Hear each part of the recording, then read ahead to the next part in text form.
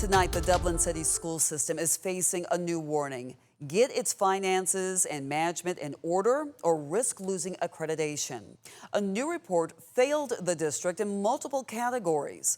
This comes after months of turmoil. We first told you about the district's $13 million budget shortfall in August. At the start of October, longtime Superintendent Fred Williams resigned. Less than a month later, the school system announced new cuts, including laying off 46 employees. And in just the last few months, the district lost state support. A local leader even called for a GBI investigation. Dublin City Schools says they're working to turn things around, but the consulting firm warns the problems could cost the district its accreditation. Olivia Dunn shows you what the new report means for students and the district.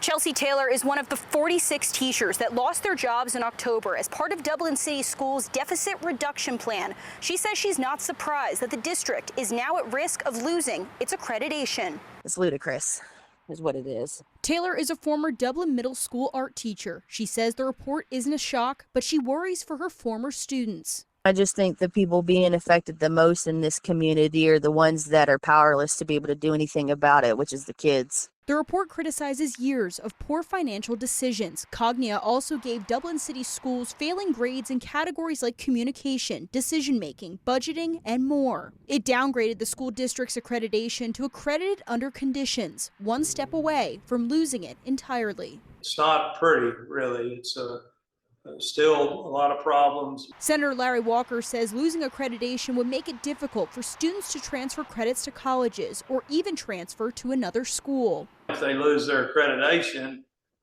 they're pretty much out of business because your transcripts of students won't transfer. Next, the Dublin City School Board must appear in front of the state school board to prove they can handle their finances or risk temporary or permanent suspension. Walker worries the cuts made so far are too little, too late. My main concern is the students and not disrupting the education of the students. As for Taylor, she says she hopes this report finally means answers. Somebody's going to have to answer for something because at this point, the problem is just so big you can't sweep it under the rug. Senator Walker says that hearing will happen this summer. Reporting in Dublin, Olivia Dunn, 13 WMAC News.